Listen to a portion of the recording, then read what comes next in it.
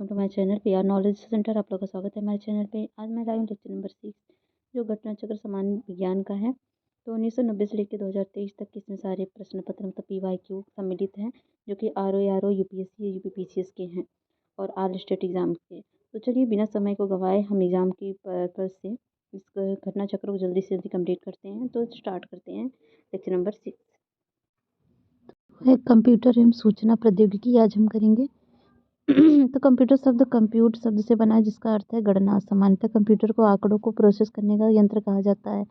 Data है असिद्ध तथ्य, अंक और सांख्यिकी का समूह, जिस पर प्रक्रिया करने से अर्थपूर्ण सूचना प्राप्त होती है। सूचना जिस डाटा का प्रक्रिया हो चुकी है वह सूचना कहलाती है। अर्थपूर्ण तथ्य, अंक या सांख्यिकी सूचना होती है। दूसरे शब्दों में डाटा पर प्रक्रिया होने के बाद जो अर्थपूर्ण डाटा प्राप्त होता है उसे सूचना कहा जाता है। बिट क्या होता है? कंप्यूटर की स्मृति की सबसे छोटी इकाई होती है। यह स्मृति में एक बाइनरी अंक 0 और 1 को संचित किया जाना प्रदर्शित करता है। यह बाइनरी डिजिट का छोटा रूप है। बाइट क्या है? यह कंप्यूटर की स्मृति की मानक इकाई। कंप्यूटर की स्मृति के कीबोर्ड में दबाया गया प्रत्येक अक्षर अंक अथवा विशेष चिन्ह ASI सेकेंड कोड में संचित होता है। ठीक है, तो ये कंप्यूटर का बेसिक नॉलेज है। कंप्यूटर का वर्गीकरण micro computer, mini computer, main frame computer और सुपर कंप्यूटर ये है। और माइक्रो कंप्यूटर वे कंप्यूटर आकार में छोटे होते हैं। कंप्यूटर माइक्रो प्रोसेसर का काम किया जाता है, इन्हें माइक्रो कंप्यूटर कहते हैं। इन कंप्यूटर में PC भी कहा जाता है, जैसे आपका लैपटॉप वगैरह है, जिसमें आ जाते हैं desktop computer, laptop computer, palm type and notebook computer and tablet computer. Mini computer आकार में बड़े होते हैं। मिनी कंप्यूटर की वर्ड लेंथ जो होती है 32 बिट से अधिक होती है और मिनी कंप्यूटर का प्रयोग पेरोल, अकाउंटिंग, वैज्ञानिक का प्रयोग में किया जाता है। मेन फ्रेम कंप्यूटर बड़ी कंपनियों एवं ऑफिसों में सर्वर कंप्यूटर के लिए प्रयोग किए जाते हैं। ठीक है, तो हमें प्रथम पीढ़ी, सेकंड पीढ़ी। चलिए क्वेश्चन पे आते हैं, क्या ही करना है देख लीजिएगा। अगर आपको पढ़ना हो तो आप इसको स्क्रीन पॉज करके पढ़ सकते हैं। ओके, आउटपुट यूनिट वगैरह सब कुछ है। तो पहला कंप्यूटर बनाया था, किसने बनाया था? चार्ल्स बैबेज ने। कब बनाया था? 1837 में। सर्वप्रथम चार्ल्स बैबेज ने कंप्यूटर की अवधारणा को मूर्त रूप प्रदान किया था। श्री बैबेज ने प्रोग्राम योग्य निर्मित अपनी यांत्रिक मशीन को द एनालिटिकल इंजन की संज्ञा दी थी। कंप्यूटर का जनक चार्ल्स बैबेज है और कंप्यूटर का पिता चार्ल्स बैबेज।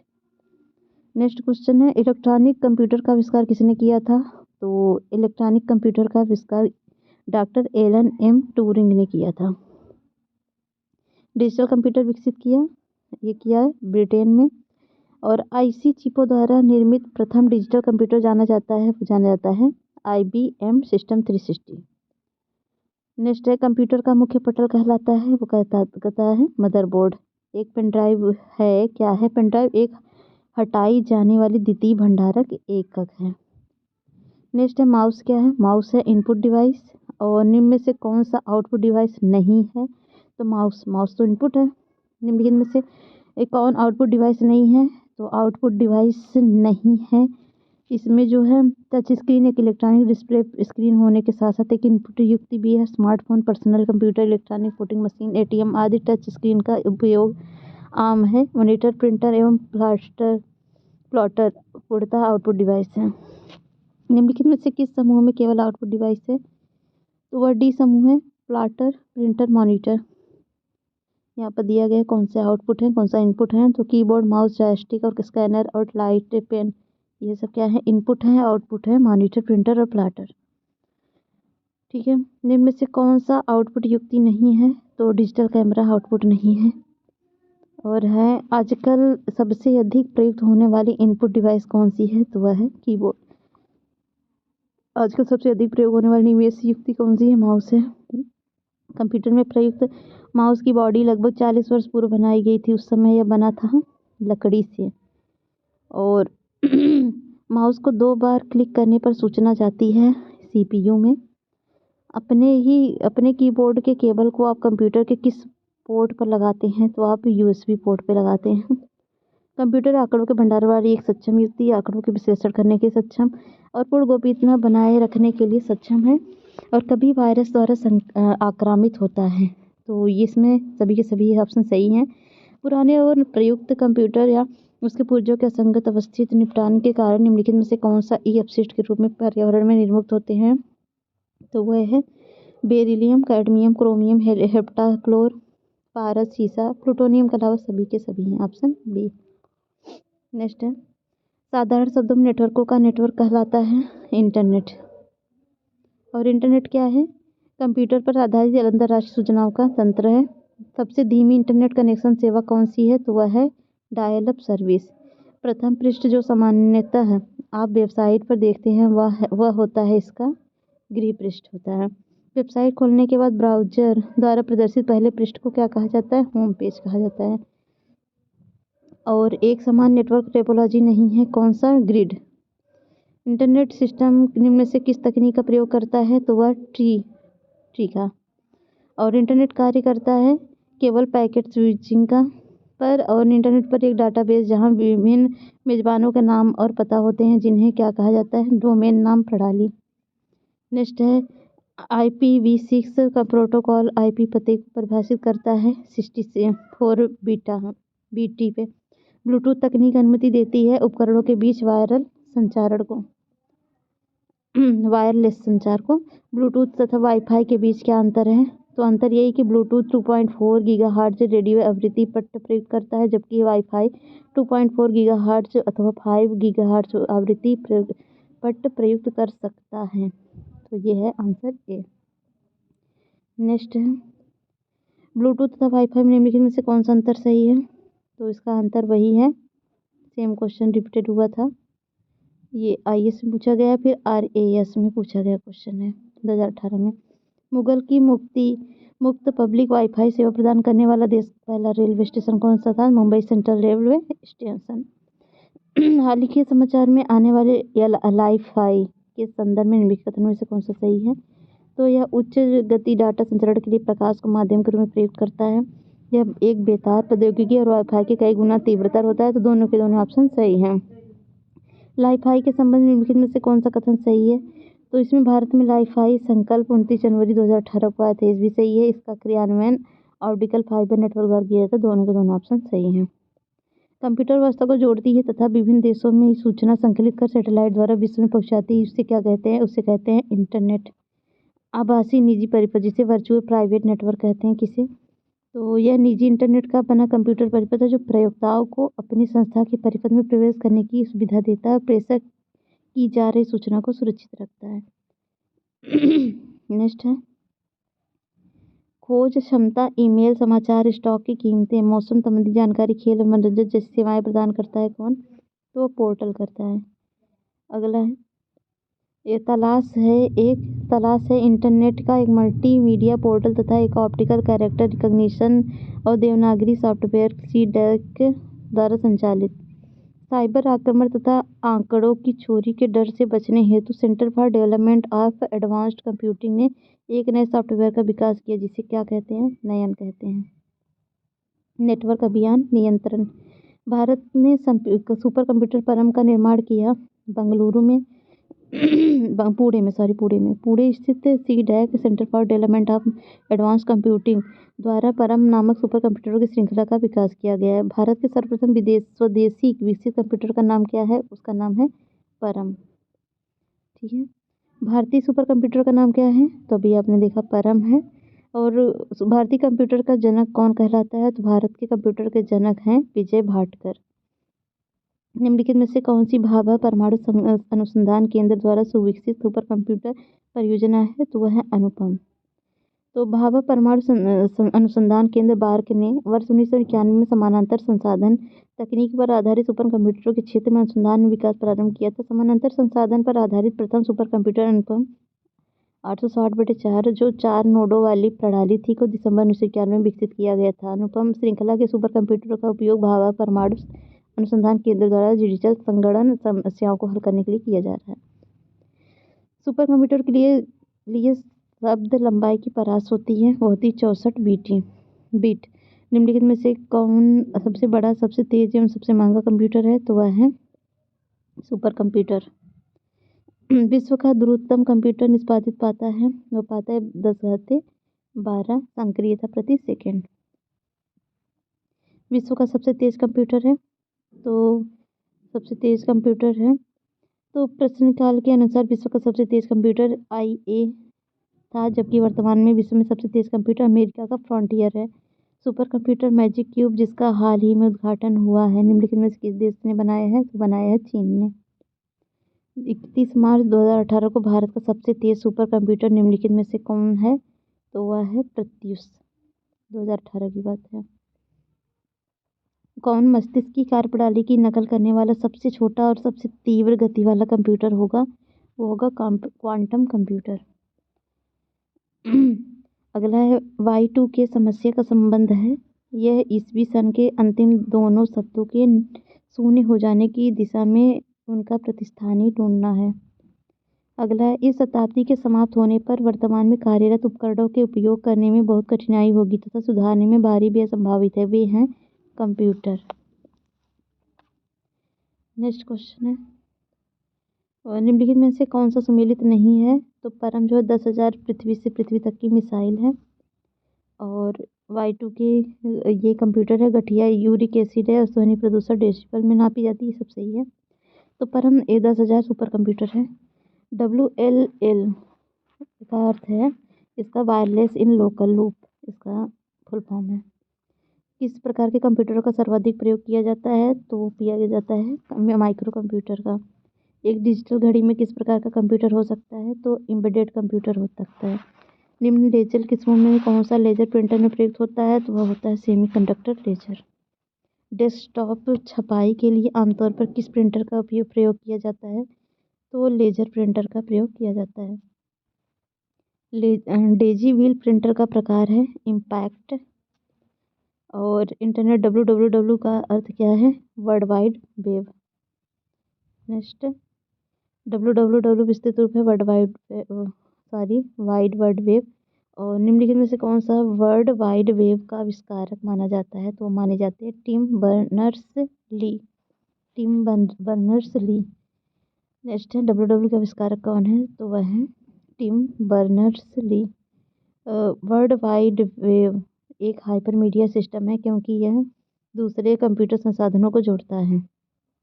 कंप्यूटर पर लिखित लिंक्ड जानकारी के संग्रह को जो इंटरनेट के माध्यम से उपलब्ध होती है कहा जाता है वर्ल्ड वाइड वेब। किसी व्यवस्था के कंप्यूटरीकरण में आवश्यक होती है तो उसको करने की दृढ़ इच्छा शक्ति, संबंधित वित्तीय संसाधनों की और जनशक्ति के प्रशिक्षण की और एक अत्याधुनिक संरचना की, सभी के सभी सही हैं। निम्नलिखित में से कौन सी सूचना प्रौद्योगिकी शब्दावली नहीं है? तो प्रकाशीय भंडारण नहीं है। निम्नलिखित में से कौन सी सूचना प्रौद्योगिकी परिभाषिकी नहीं है? तो वह है पिनाका। नेक्स्ट है निम्नलिखित में से कौन सा सूचना प्रौद्योगिकी शब्दावली का भाग है? तो वह है उपर्युक्त सभी प्रोटोकॉल लॉगिन आरजी सब। नेक्स्ट है डाटा कम्युनिकेशन के लिए नियमों का संघ कहलाते हैं, वो कहलाते हैं प्रोटोकॉल्स। प्रोटोकॉल का वह समूह जो सभी ट्रांसमिशन एक्सचेंज को इंटरनेट की एक ओर से दूसरी ओर भेजने को परिभाषित करता है, वो कहलाता है TCP/IP। OSI रेफरेंस मॉडल किस लेयर पर IP एड्रेस का प्रयोग करता है? तो नेटवर्क लेयर पर करता है। फिजिकल और नेटवर्क लेयर के बीच कौन कौन सी लेयर पाई जाती है? वो पाई जाती है डाटा लिंक लेयर।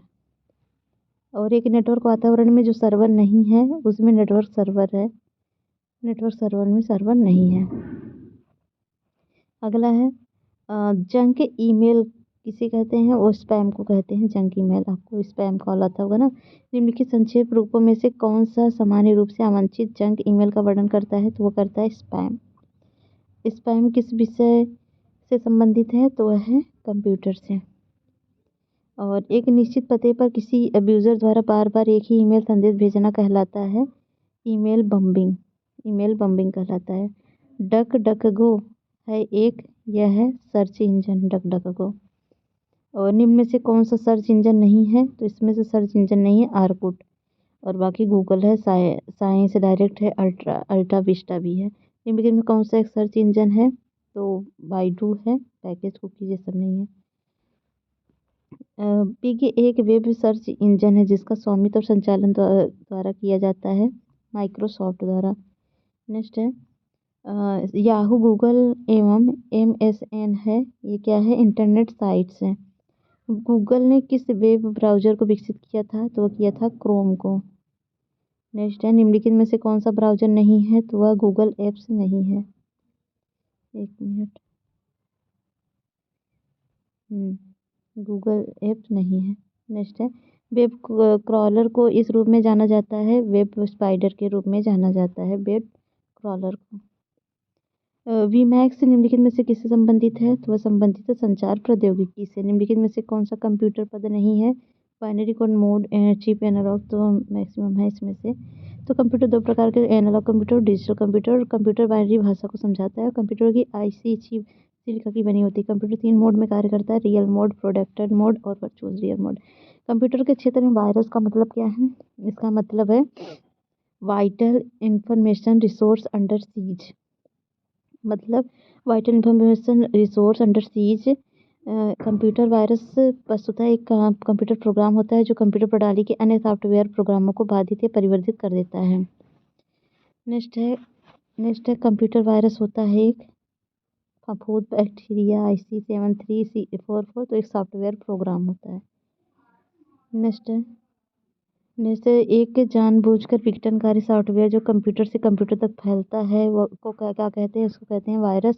कंप्यूटर में फैलने वाला वायरस है कंप्यूटर प्रोग्राम। कंप्यूटर वायरस है एक ऐसा कंप्यूटर प्रोग्राम जो स्वयं की प्रतिलिपि बना सकता है। कंप्यूटर वायरस होता है एक विनाशक प्रोग्राम।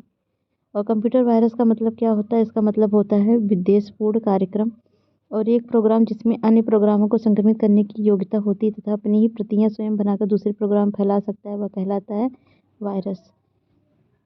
और संचार नेटवर्क प्रणाली में फायरवॉल का प्रयोग निम्न में से किससे बचाता है? तो वो अनधिकृत आक्रमण से बचाता है।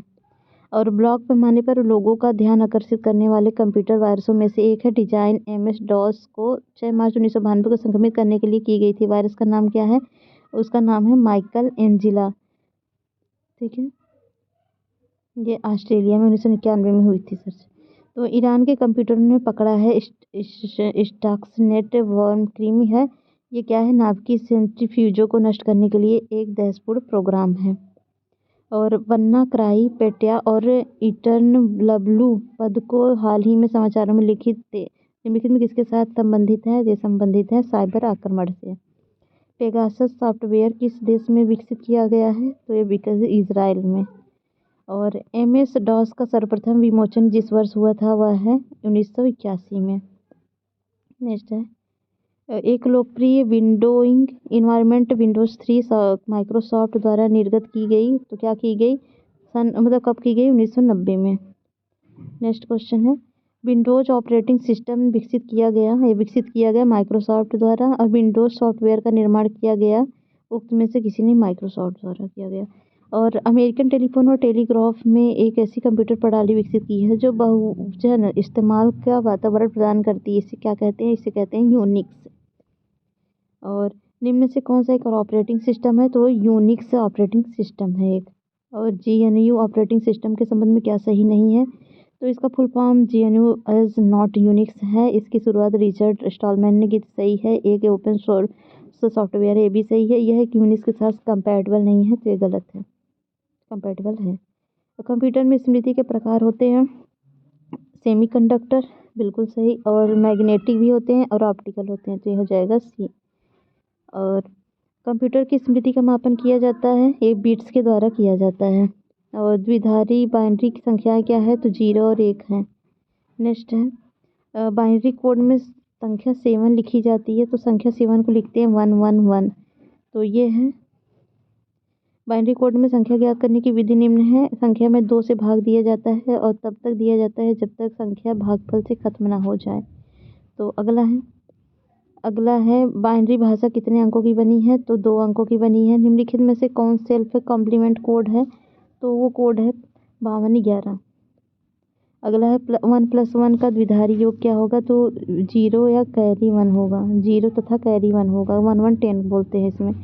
एक कंप्यूटर की स्मृति सामान्य तौर पर किलोबाइट अथवा मेगाबाइट के रूप में व्यक्त की जाती है। एक बाइट बना होता है 8 द्विआधारी अंकों का।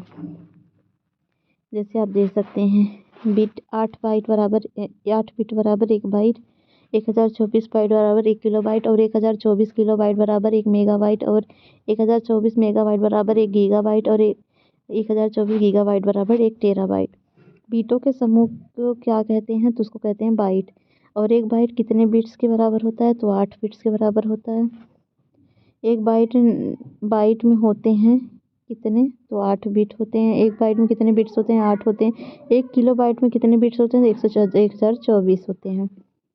और नेक्स्ट है, अच्छा 1 किलो बाइट्स में तो 8192 होंगे, सॉरी। तो यहाँ पर कैलकुलेशन करना होगा आपको 1024 का 8 में।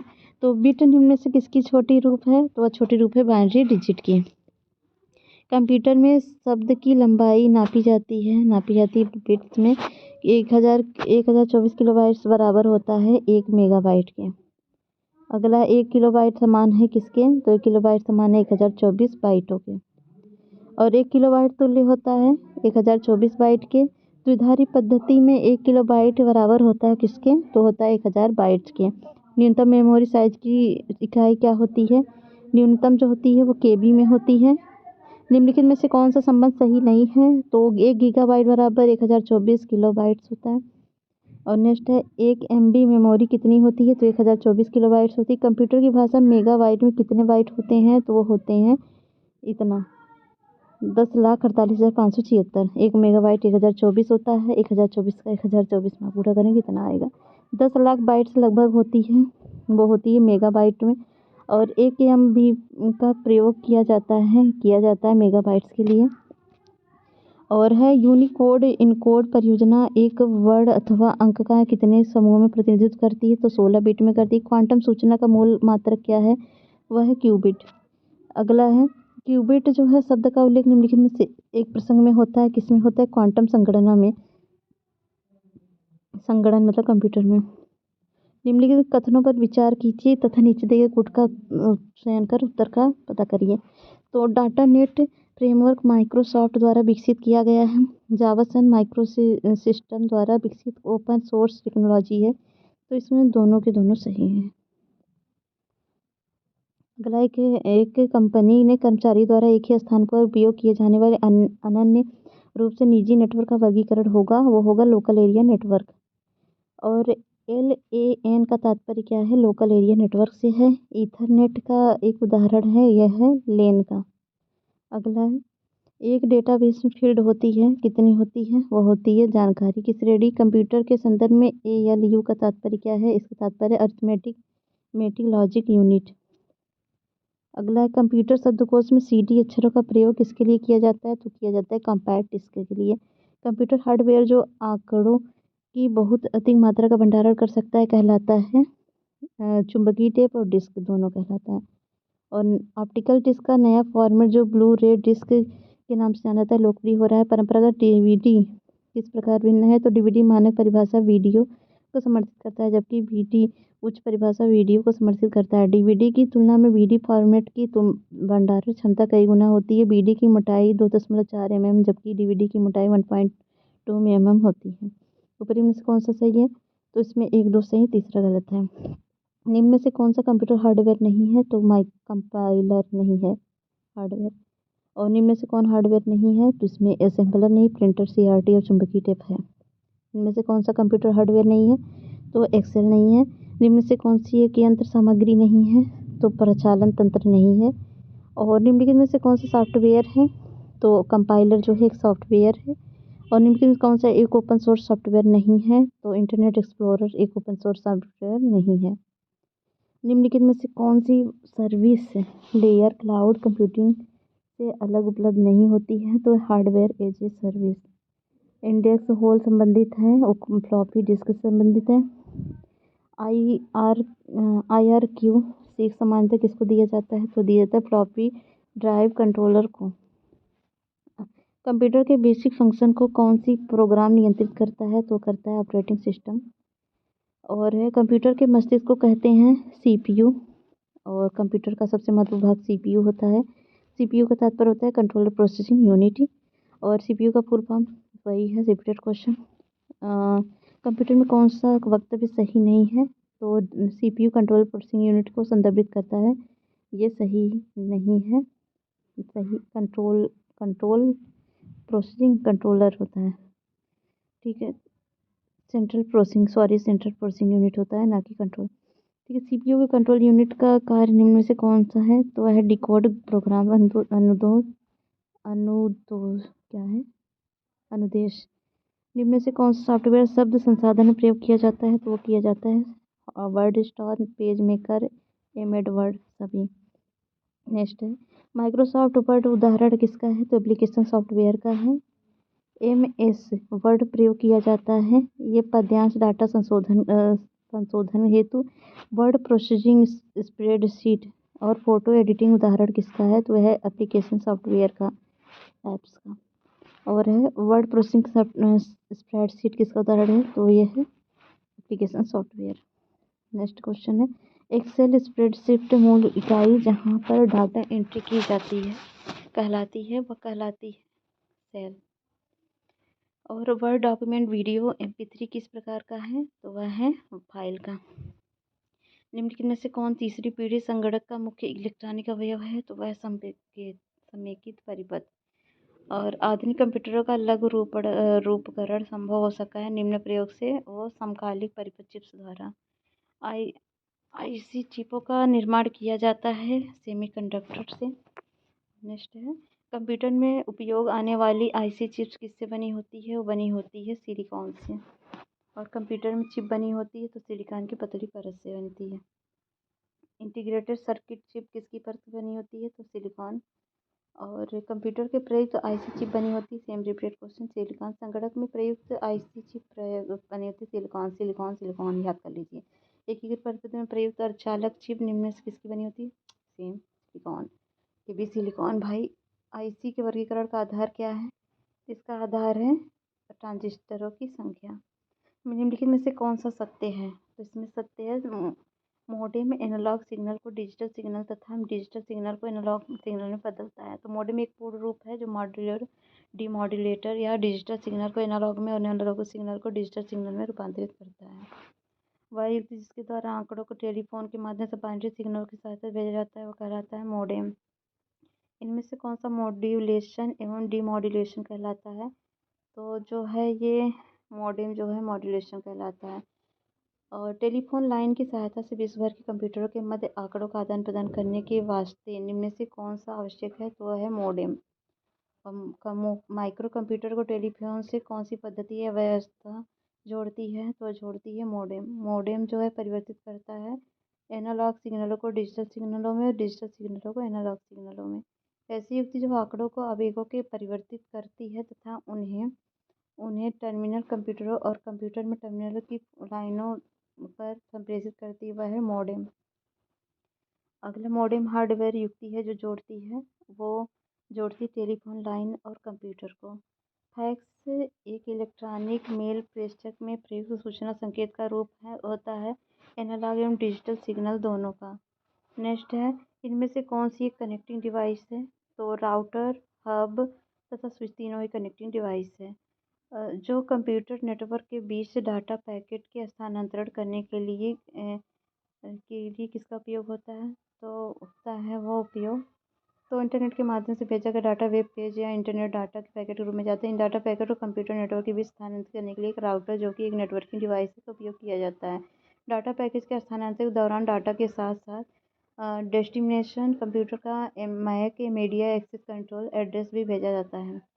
सिग्नल की शक्ति कम हुए बिना नेटवर्क की लंबाई बढ़ाने के लिए हम उपयोग करेंगे किसका? रिपीटर का। रिपीटर सिग्नल की शक्ति का कम हुए बिना नेटवर्क की स्पीड बढ़ाने के लिए लंबाई बढ़ाने के लिए रिपीटर का उपयोग किया जाता है। सेलेरोन, पेटियम और कोर क्रम प्रारूप है कंप्यूटर प्रोसेसर का। रोम मेमोरी है केवल पढ़ने के लिए। और रोम यानी रीड ओनली मेमोरी, जैसा कि नाम से ही स्पष्ट है, इस मेमोरी में संग्रहित सूचना केवल पढ़ा जा सकता है, उसे परिवर्तित नहीं किया जा सकता। कंप्यूटर के बंद होने पर भी रोम में सूचनाएं संग्रहित रहती हैं, नष्ट नहीं होती। कंप्यूटर की अस्थायी स्मृति को क्या कहा जाता है? तो अस्थायी स्मृति को रोम कहते हैं। स्मृति में आंकड़ों की स्थिति को विशेष रूप से व्यक्त करने का साधन क्या है? तो वह है पता मेमोरी एड्रेस। CD रोम का पूर्ण रूप क्या है? तो compare disc read only memory है। कंप्यूटर के संदर्भ में रैम का तात्पर्य क्या है? तो रैम का तात्पर्य है रैंडम एक्सेस मेमोरी। नेक्स्ट है कंप्यूटर की पावर बंद करने पर किस शॉर्ट टर्म मेमोरी का डाटा स्वतः खत्म हो जाता है?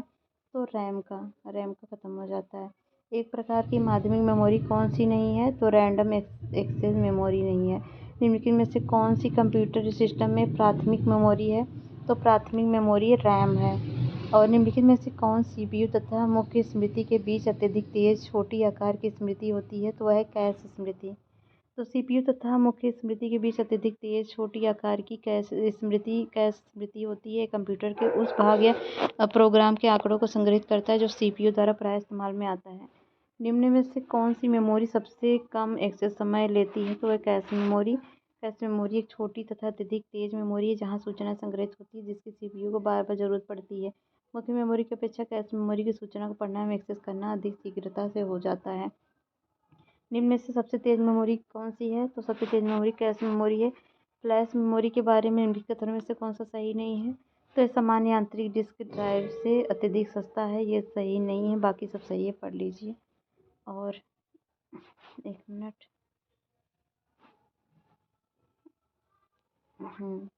कोबेल क्या है? तो कोबेल जो है कंप्यूटर का भाषा है। कोबेल वास्तव में कॉमन बिजनेस ओरिएंटेड लैंग्वेज का संक्षिप्त रूप है। कंप्यूटर की भाषा। इस भाषा का विकास व्यवसाय हितों के लिए किया जाता है। ओरेकल क्या है? ओरेकल डाटा सॉफ्टवेयर है। निम्नलिखित में से कौन सा कंप्यूटर का भाग नहीं है? तो फास्ट कंप्यूटर का भाग नहीं, बाकी सब है। और निम्न में से कौन सा कंप्यूटर का भाग नहीं है? तो रोम कंप्यूटर का भाग नहीं है। रोम कंप्यूटर की भाषा नहीं है, ये कंप्यूटर की स्मृति है। जैसे भाषा की बात हो रही थी। अच्छा, निम्नलिखित में से कौन सी कंप्यूटर की भाषा नहीं है? तो ये पेंट ब्रश। तो पेंट ब्रश कंप्यूटर की भाषा नहीं। बेसिक, C++ तथा जावा कंप्यूटर भाषा है। निम्नलिखित में से कौन सी उच्च स्तरीय प्रोग्रामिंग कंप्यूटर भाषा है? तो है पास्कल, कोबेल, बेसिक सब है। निम्नलिखित में से कौन सी वैज्ञानिक कंप्यूटर भाषा है? तो वह है फोरट्रैन। और बेसिक निम्न में से कौन सी भाषा है? तो बेसिक जो है वह है प्रोसीजरल। तो फोरट्रान और पास्कल तथा बेसिक प्रोसीजरल प्रोग्रामिंग भाषाएं हैं। जेएसपी का मतलब क्या होता है? जावा सर्वर पेजेस होता है जेएसपी का मतलब। अगला है असेंबलर का कार्य क्या है? असेंबली भाषा को यंत्र भाषा में परिवर्तित करना, ये है। और भाषा जिसे कंप्यूटर समझता है और निष्पादित करता है कहलाती है, वह मशीनी भाषा कहलाती है। और कंप्यूटर की मशीनी भाषा आधारित किस पे है? तो वह है बोली बीजगणित पर। और डिजिटल कंप्यूटर किस सिद्धांत पर कार्य करता है? तो वह लॉजिकल सिद्धांत पर कार्य करता है। यदि किसी डोमेन नेम के आखिर में edu.us है तो यह यूएसए में एक शैक्षणिक संस्था किस संगठन की वेबसाइट का .com सूचित करता है? तो वह है कॉमर्शियल के लिए। नेक्स्ट है निम्नलिखित में से कौन सा एक वैलिड डोमेन नेम एक्सटेंशन है? तो सभी के सभी हैं। .com, .government, .net ये सभी हैं। निम्नलिखित कथनों पर विचार कीजिए तथा नीचे दिए कोड का प्रयोग करिए, सही उत्तर का चुनाव करिए। Proxy server TCP IP address उपलब्ध कराता है। प्रॉक्सी सर्वर क्लाइंट से प्राप्त अनुरोधों को अन्य सर्वरों को अग्रेसित करता है। तो दूसरा सही है, पहला गलत है। Proxy server TCP IP address उपलब्ध नहीं कराता है, अतः कथन एक सही नहीं। कंप्यूटर नेटवर्क तंत्र में प्रॉक्सी सर्वर एक ऐसा सर्वर है जो किसी क्लाइंट से प्राप्त एप्लीकेशन तथा वास्तविक सर्वर के मध्य अब मध्यस्थ का कार्य करता है। इस प्रकार कथन दूसरा सही है। संचार प्रौद्योगिकी के संदर्भ में LTE लॉन्ग टर्म इवोल्यूशन और volt wise over long term evolution के बीच क्या अंतर है? तो LTE को साधारण 3G के रूप में विपरीत किया जाता है और वोल्ट को साधारणतः उन्नत 3G के रूप में विपरीत किया जाता है। LTE का डाटा ओनली तकनीक है और वाइज ओनली तकनीक है वोल्ट का। तो इसमें कौन सा सही है? तो दोनों के दोनों गलत हैं। तो यहाँ पर दिया गया है, आप इसके बारे में जानते भी होंगे, पढ़ लीजिए नहीं जानते हैं तो दृश्य प्रकाश संचार तकनीकी के संदर्भ में कौन सा सही है? तो इसमें वोल्ट 375 और 7080 वाली विद्युत चुम्बकीय स्पेक्ट्रम तरंगदैर्घ्य का उपयोग करती है, सही है। VLC दीर्घ परासी प्रकार वेतार संचार के रूप में जाना जाता है, ये गलत है। और ये जो है VLC ब्लूटूथ की तुलना में डेटा की विशाल मात्रा को अधिक तेजी से प्रेषित करता है। VLC में विद्युत चुम्बकीय व्यतिकरण है नहीं है, तो ये तीनों सही है, 1, 3, 4। और अगला है निकट क्षेत्र संचार NFC प्रौद्योगिकी के संदर्भ में निम्नलिखित कथनों में से कौन सा सही है? तो एक संपर्क रहित संचार प्रौद्योगिकी है जो विद्युत चुम्बकीय रेडियो क्षेत्रों का उपयोग करती, सही है। और NFC उन युक्तियों द्वारा प्रयोग के लिए उपकल्पित किए जो एक दूसरे के 1 मीटर की दूरी पर भी स्थित हो सकते हैं। ये गलत है। संवेदनशील सूचना भेजते समय NFC कोडीकरण का उपयोग कर सकता है, तो अंतरी सही है। तो NFC एक संपर्क रहित संचार प्रौद्योगिकी है जो विद्युत चुम्बकीय रेडियो क्षेत्र का प्रयोग करती है, अतः एक सही है। NFC प्रौद्योगिकी अधिकतम 4 सेमी की दूरी पर स्थित उपकरणों के मध्य संचार मुहैया कराती है, इसलिए दूसरा गलत है। निम्नलिखित संचार प्रौद्योगिकी पर विचार कीजिए। निकट परिपथ, क्लोज सर्किट टेलीविजन और रेडियो आवृत्ति अभिनिर्धारण और बेतार स्थानीय क्षेत्र नेटवर्क, तो ये तीनों के तीनों सही हैं। अगला है मनोरंजन हेतु डिजिटल प्रोग्रामिंग के संदर्भ में निम्नलिखित कथन पर विचार करिए। और ठीक है, समर्थित वास्तविक अपार्टमेंट रियलिटी ए में एक छद्म वातावरण सृजित हो जाता है और भौतिक संसार पूरी तरह बहिष्कृत हो जाता है। ये गलत है। आभासी वास्तविक वर्चुअल रियलिटी में कंप्यूटर द्वारा सृजित प्रतिमाएं वास्तविक जीवन की वस्तुओं पर परिवेशों पर प्रक्षेपित हो जाती हैं। ये भी गलत है। AR व्यक्तियों को संसार में विद्यमान रहने देता है और स्मार्टफोन या PC कैमरे का उपयोग कर अनुभव को उन्नत करता है। VR संसार को पृथक कर देता है और व्यक्ति को एक अलग धरातल पर ले जाकर उसे पूर्ण निमग्न करता में अनुभव प्रदान करता है, तो B सही है। नेक्स्ट है, यह पढ़ लीजिएगा एक्सप्लेनेशन। विकास की वर्तमान स्थिति में कृत्रिम बुद्धिमत्ता निम्नलिखित में से किस कार्य को प्रभावित करती है? तो वो प्रभावित करती है औद्योगिक इकाइयों में विद्युतों का खपत कम करना और सार्थक लघु कहानियों और गीतों की रचना, रोगों का निदान और टेक्स्ट स्पीच में परिवर्तन और विद्युत ऊर्जा का बेतार संचरण भी करता है। नीचे दिए कोट का चुनाव कर सही उत्तर का चुनाव करें, सभी के सभी सही हैं। कंप्यूटर शब्दावली में USB का पूर्ण रूप क्या है? तो इसका पूर्ण रूप है यूनिवर्सल सीरियस बस। कंप्यूटर में जहाँ एक्सेसरीज जुड़ती है उसे कहते हैं पोर्ट कहते हैं उसे। और नेक्स्ट है कंप्यूटर में पासपोर्ट सुरक्षा करती है तंत्र के अनधिकृत अभिगमन से। सूचना प्रौद्योगिकी शब्दावली जिसे उपयोगकर्ता के ईमेल का पता ज्ञात करने के लिए प्रयोग करते हैं वह है फिंगर। और भारत में पब्लिक की इंफ्रास्ट्रक्चर प्रबंध के किसने प्रसंग में प्रयुक्त किया जाता है? तो वह किया जाता है डिजिटल सुरक्षा आधारभूत संरचना में। निम्नलिखित कथनों पर विचार कीजिए। तो एक ऐसा इलेक्ट्रॉनिक अभिलेख है जो इसे जारी करने वाले प्रमाणन प्राधिकारी की पहचान करता है। इंटरनेट का सूचना सर्वर तक पहुंच के लिए किसी व्यक्ति की पहचान के प्रमाण के रूप में प्रयुक्त होता है। तीसरा, इलेक्ट्रॉनिक दस्तावेज पर हस्ताक्षर करने की एक इलेक्ट्रॉनिक पद्धति और सुनिश्चित करता है कि मूल्यवान अपरिवर्तित हो। तो इसका जो आंसर होगा ये हो जाएगा सी, केवल तीसरा सही है। पढ़ लीजिए इसका भी। और IT अधिनियम 2000 में महत्वपूर्ण अवधारणाओं को पेश किया गया। तो इलेक्ट्रॉनिक रिकॉर्ड, डिजिटल हस्ताक्षर प्रमाणित करने का प्राधिकरण, सभी के सभी हैं इसमें। नेक्स्ट है डिजिटल भुगतान के संदर्भ में निम्नलिखित कथनों पर विचार कीजिए। भीम ऐप उपयोग करने वाले के लिए यह ऐप UPI सक्षम बैंक खाते से किसी को धन का हस्तांतरण करना संभव बनाता है। यहाँ एक चिप बिन डेटा डेबिट कार्ड में प्रमाणीकरण के 4 घटक होते हैं। भीम ऐप में प्रमाणीकरण के सिर्फ 2 घटक होते हैं, तो यह पहला सही है, दूसरा गलत है। अगला है निम्नलिखित में से कौन सा भारत सरकार के डिजिटल इंडिया योजना के उद्देश्य है? तो केवल तीसरा सही है। पढ़ लीजिएगा जरा इसको। निम्नलिखित में से विचार कीजिए। आरोग्य सेतु, कोविन, डिजी लॉकर, दीक्षा, तो सभी के सभी सही हैं। ये हैं ओपन सोर्स डिजिटल प्लेटफॉर्म पर बनाए गए हैं। ये क्वेश्चन पूछा था। आधार कार्ड का प्रयोग नागरिकता या अधिवास के प्रमाण के रूप में किया जा सकता है। एक बार जारी करने के पश्चात इसे निर्गत करने वाला प्राधिकरण आधार निष्क्रिय या लुप्त नहीं कर सकता, तो ये गलत है। यहाँ पर दिया है आधार संख्या भारतीय विशिष्ट पहचान प्राधिकरण द्वारा 12 अंकों की एक अद्वितीय संख्या है जो भारत के निवासी को पहचान हेतु प्रदान की गई। इसके तहत आधार पहचान पत्र संख्या प्राप्त करने हेतु भारतीय निवासी को अपनी जनांकिकी एवं बायोमेट्रिक सूचना प्रदान करनी होती है। आधार अधिनियम 2016 की धारा 9 के अनुसार आधार केवल पहचान पत्र है तथा इसके आधार पर किसी नागरिकता या अधिवास का दावा नहीं किया जा सकता। आधार अधिनियम 2016 के 23 क्लॉज G के अंतर्गत अनुसार आधार संख्या को नियमों के तहत निष्क्रिय या लुप्त भी किया जा सकता है। यह है पहचान प्लेटफॉर्म पर आधार एप्लीकेशन प्रोग्रामिंग इंटरनेट उपलब्ध कराता है। इसका क्या अभिप्राय है? इसका अभिप्राय है कि इसे किसी भी इलेक्ट्रॉनिक उपकरण के साथ एकीकृत किया जा सकता है। परितारिक का प्रयोग कर ऑनलाइन प्रमाणीकरण संभव है, तो दोनों के दोनों ऑप्शन सही है।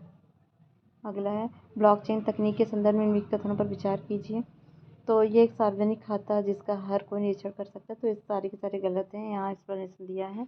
ब्लॉकचेन ऐसी तकनीक जिसमें बीटा कॉइन तथा अन्य क्रिप्टो करेंसियों का संचालन होता है। यदि सरल शब्दों में कहा जाए तो यह एक डिजिटल सार्वजनिक बही खाता है जिसमें प्रत्येक लेन देन का रिकॉर्ड दर्ज किया जाता है। तकनीक 3 अलग अलग तकनीकों का समायोजन है जिसमें पर्सनल की क्रिप्टोग्राफी अर्थात जानकारी को गुप्त रखना प्रोटोकॉल के नियंत्रण में आता है। ठीक है, अगला है वेब 3 के संदर्भ में निम्नलिखित कथनों पर विचार कीजिए।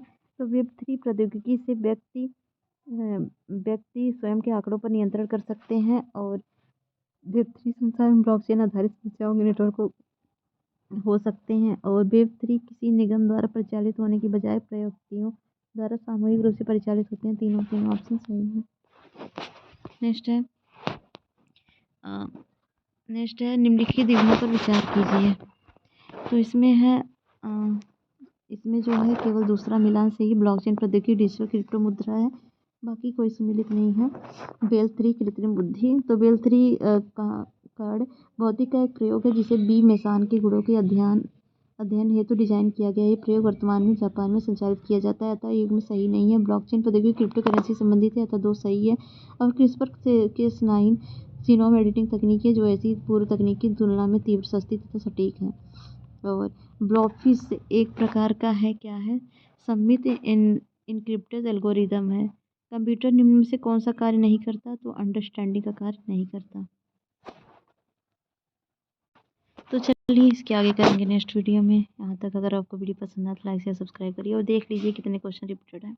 मिलते हैं नेक्स्ट वीडियो में, तब तक लीजिए जय भारत। जाने से पहले चैनल को लाइक शेयर सब्सक्राइब जरूर करिए।